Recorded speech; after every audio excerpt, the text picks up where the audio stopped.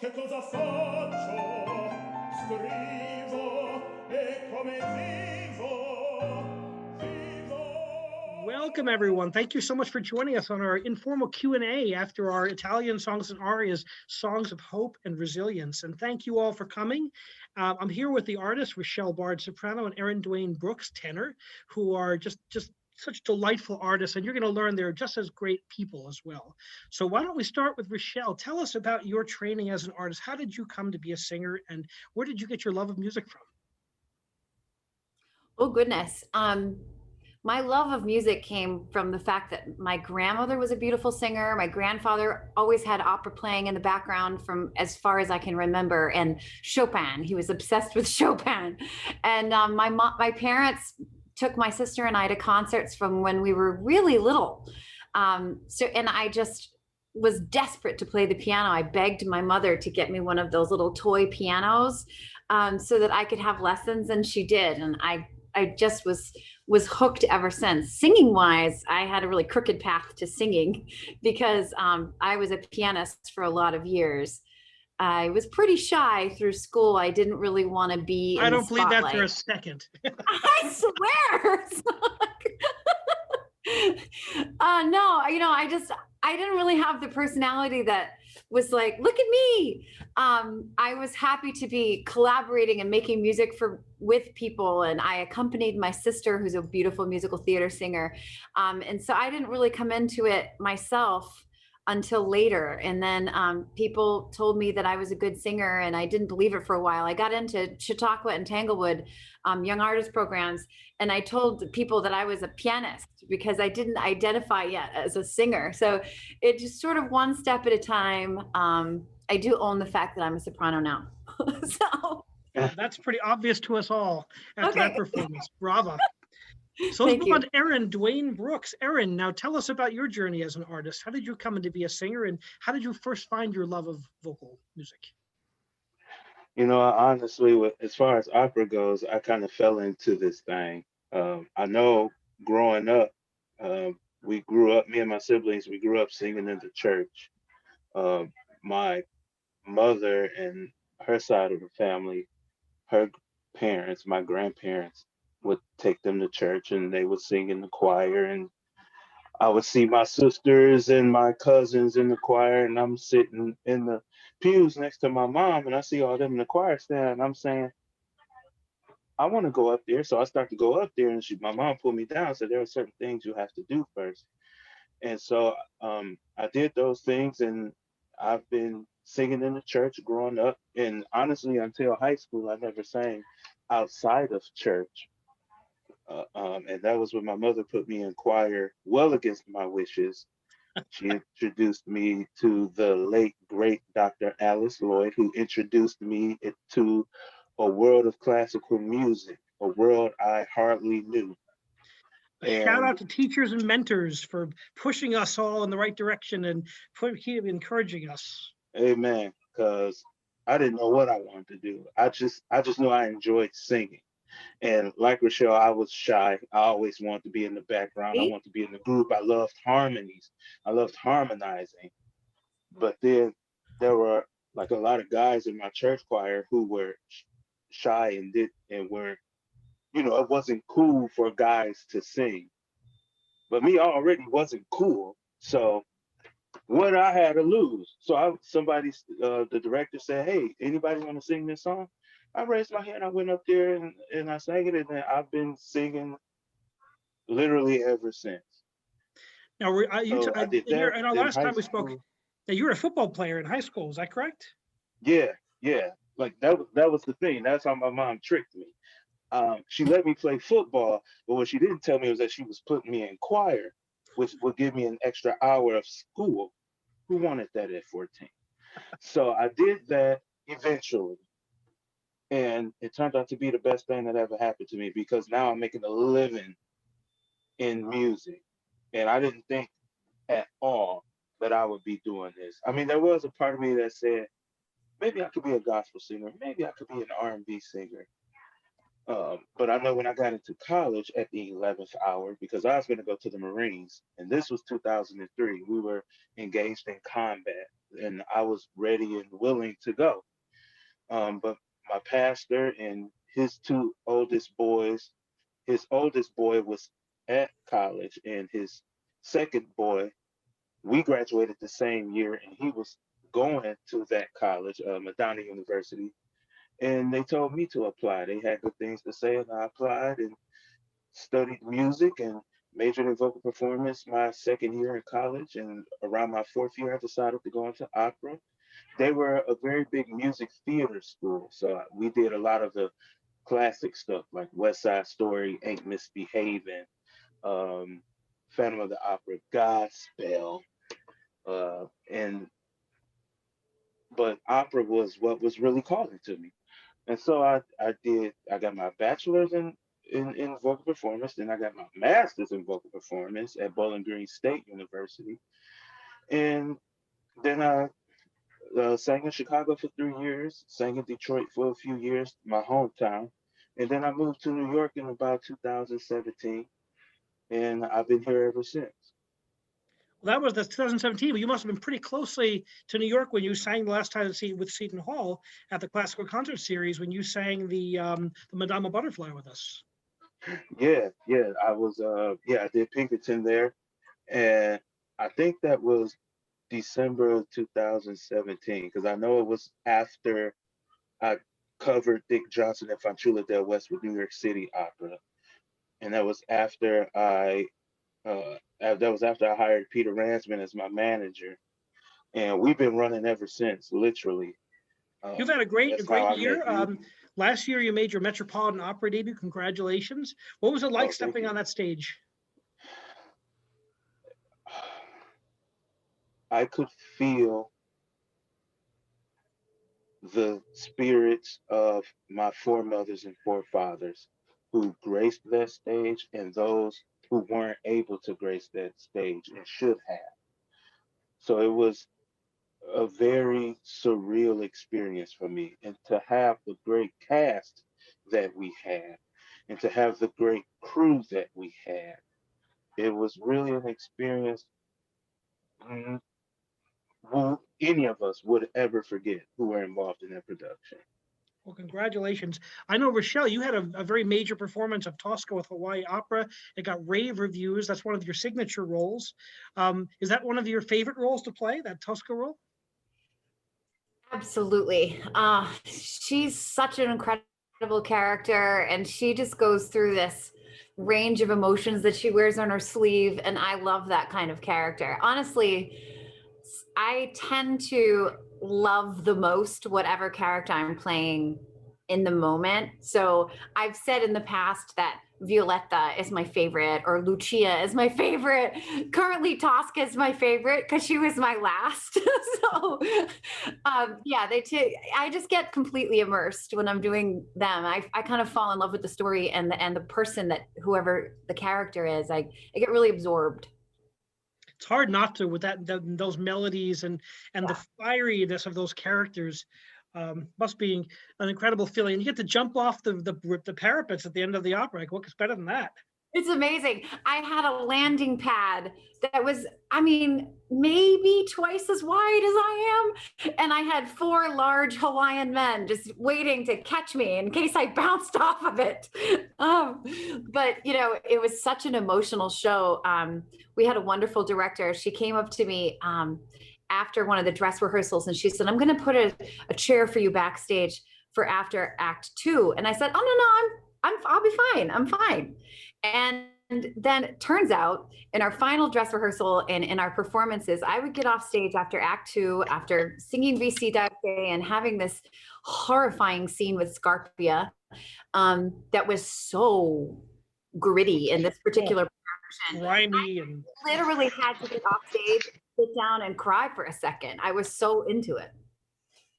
Yeah, you have to be to move the audience. You have to internalize all those emotions, and it's one of the greatest scenes in all of opera, I think. We have a question from a very important person. Dr. Levine asked me, what advice do you have this is for both of you. What advice do you have for young people who want to discover music, who may not have families with musical backgrounds? Who wants to, Errin, you want to take this one first? Yeah, sure. My advice would be, if this is something that you want to do, if this is something that you want to explore, you should absolutely do it, and be unafraid. Don't allow fear to hold you back, because not only is there so many great works waiting for your voices, the community here is so great, and you really learn a lot about yourself, and you learn a lot about the work that you're doing, and you really feel you'll feel an appreciation for the work and for yourself. One thing that music has done for me was discipline and confidence in myself. So if this is an option that you are considering, I fully endorse that you give it a shot. Thank And you. surround yourselves by people you trust.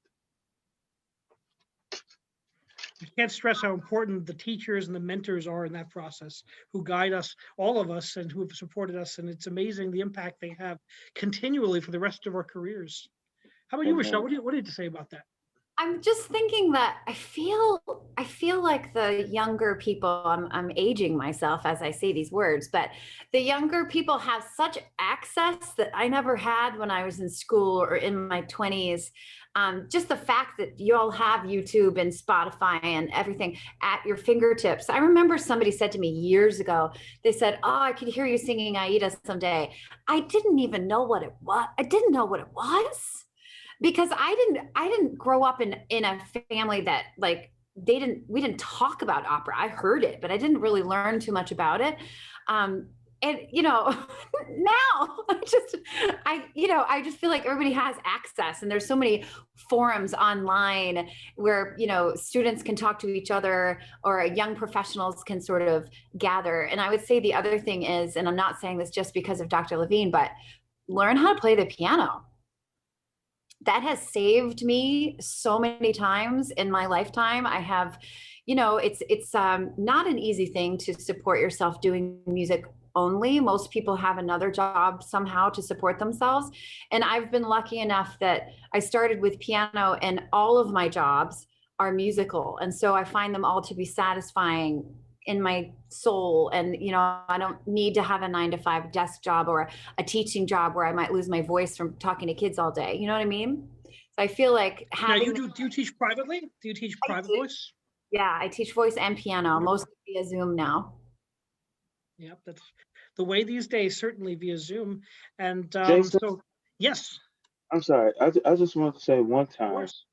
for those singers who do have 9-to-5s, whose music is such a part of them that they really want to do it no matter what, but they also have 9-to-5s just to get through, or if that's your main line of income, don't let anyone tell you that you are less an artist because of those 9-to-5, because of those jobs that you do have, because that's just not true. Thank you. There are so many different ways of being a professional singer. You don't have to be a singer 100% of the time. You can be a regional oratorio singer, or a church singer, or an occasional professional opera singer. It doesn't have to be, and there can be all kinds of different ways that you do this job. I did an opera tour last year, and a very talented baritone who, whenever he wasn't opera singing, he was doing high-level computer coding, like in the dressing room. Then he'd put on his makeup and sing a baritone role on the stage and do a great job. And he would go back, and he was able to do something very interesting. And people are very flexible and smart about their work these days. I have another question. This is from Alexander LaRocco, who's in my music and civ class, and he asks, What is one thing, if any, that you have learned or taken away from a teacher composer, either dead or alive, who you've idolized or still idolize, that stuck with you over the years? Why don't we ask for any like inspiration from composers that stuck with you over the years?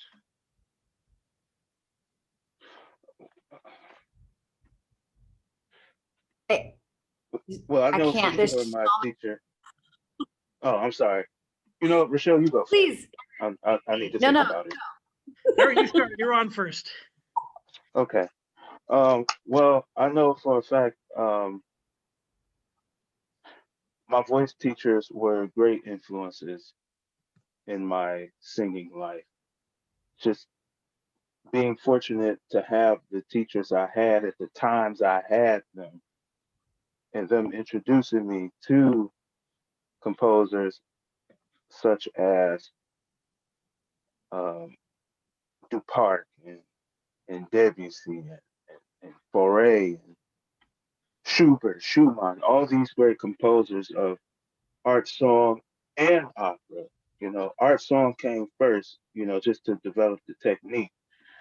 But yeah, I've been influenced by many of these composers in their styles and how their um, works kind of gave you an inside view into their lifestyle. So that was pretty unique and very neat that I discovered. What do you think, Rochelle? We sang a lot of Puccini on this concert, and I would say that he was the gateway for me into opera. I feel like, La Boheme possibly should be everybody's first opera, you know? So it just sucked me in, and I didn't know anything else except for this favorites arias of Puccini CD that I had a million years ago. That made me want. I could feel the emotion. I loved the give and take of the tempos and the dynamics. Everything. Puccini changes every 2 to 4 bars. So I find that to be so. It just grabs you, right? And you just float on this river of emotion and gorgeous music. I sound like Torrent of beautiful sound. Absolutely. Maestro Salapini, who was my mentor, I remember him telling me this as a young conductor. He would say that the snake lies around every bar of La Boheme as a conductor. And it's so true. There is not a moment you can rest in Puccini. A lot of times in Verdi, you're like, and it kind of chugs along. And maybe there's a fermata. And then it goes back to, but in every bar of Puccini, it's got that snake around the corner, and you've got to control it. But it's that beautiful rubato and the flowing of the tempo and the big rich torrents of sound that you talked about. So that's really beautiful. Thank you. Yeah. Well, thank you so much for joining us, singers. It's just been an honor to make music with you and to put this project together. I'd like to thank Dr. Levine, Dr. Romani, the people at SOPAC who did the filming and the editing. And all. It takes a whole team to do this. And as artists, I know it's so beautiful to watch these artists record these pieces. I was basically in tears after every one. And after one more question before we leave. What's it like to make music in the time of COVID, when we're all separated and isolated? What's it like to come together and make music?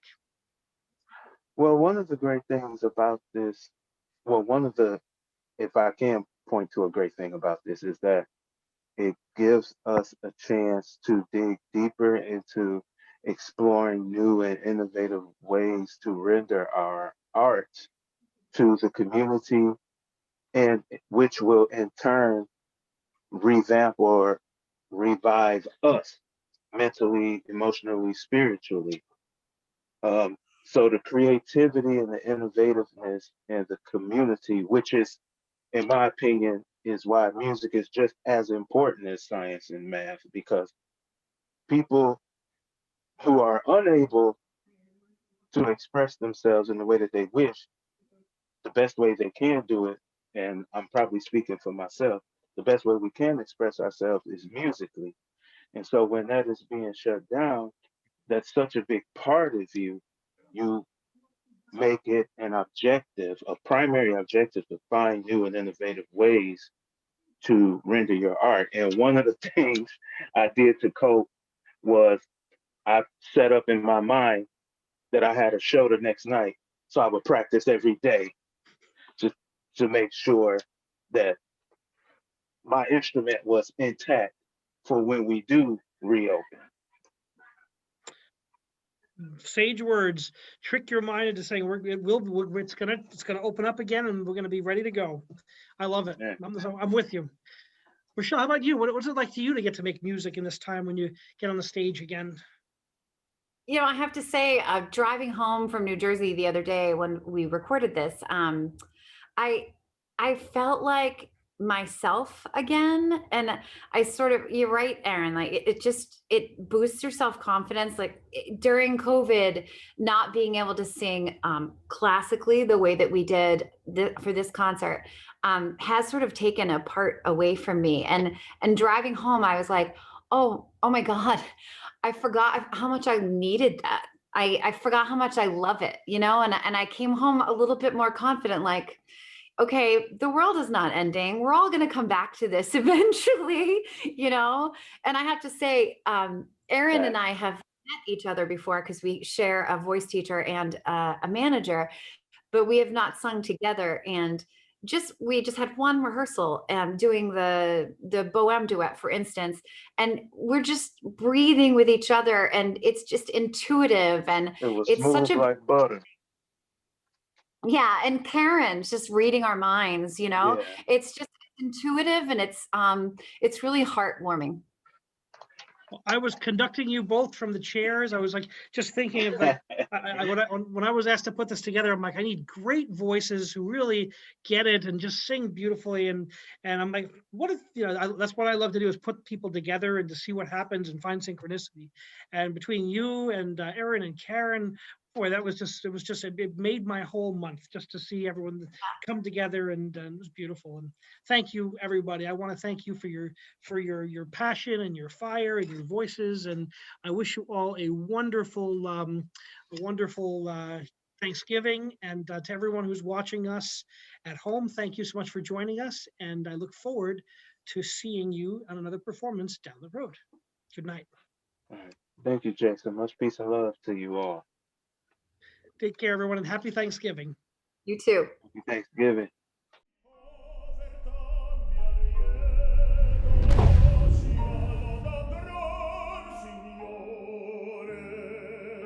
Signore,